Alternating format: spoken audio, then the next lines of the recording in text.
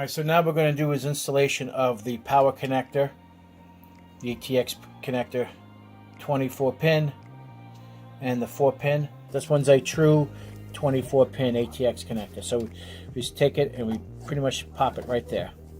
Push down, you'll hear a click. You know that's good. Now we're going to do the CPU.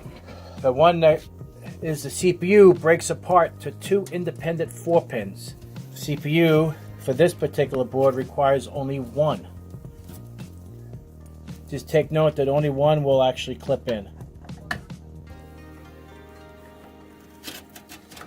I'll tidy this up later because I don't want this interfering with the spinning of the fan. And that's how you install the ATX power supply for the CPU and the motherboard. Now we're going to be doing power switch, the reset switch, power LED, and hard drive LED for this motherboard. Now, we're in very tight quarters, so I'm going to try my best to record this. Now I have this very complicated to do video installations of this, but I'm trying my best so you understand and see what's involved. There is a polarity, okay? So with this is the power. You have that's the white wire is negative and the green would be positive. We don't see it, it's not being there, it is. Power LED positive. So you can clearly see on this diagram here what is what. So this this is kind of tight quarters. This is like way in a corner of the oh god, this is funny. All right, so the top two, if you look at the top two, the left side will be the positive for the green and then negative. So let's see if we can do this without knocking the camera off and getting them on. So did I do it? Yeah, I did. Okay. So the positive for the, actually no, that's not the right one. Power LED. Yeah, that is the right one. Okay, so I had it right.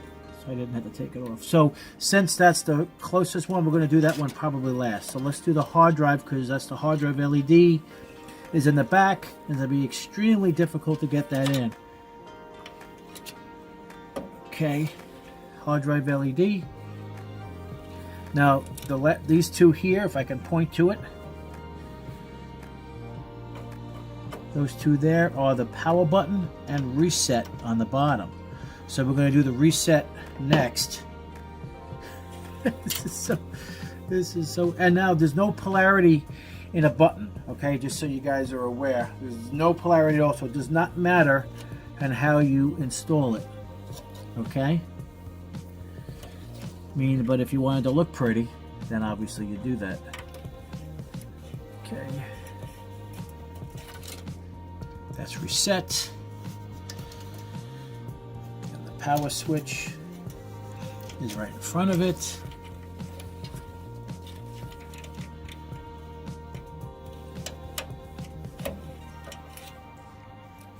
And it looks like I missed it.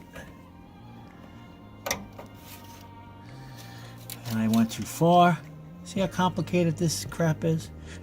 I think I got it. There we go.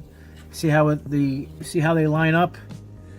So I know I got the power and the reset. Now we just need the power light, the power LED. And we're going to attempt to get that on there now. Okay. It stinks when you're in close quarters here. But hopefully you can. Hey, look at that. Did it. Perfecto. All right. So in theory, what we can do later down the line to tighten everything up, we're going to run these wires kind of sort of in the back here, so they're out of the way and they're not interfering with the SATA ports here that are sitting right there. So we have other SATA ports here as well above us, right there. But hopefully this will not go into having an issue. So as you can see, that's an extremely complicated procedure getting those wires, especially in this particular video.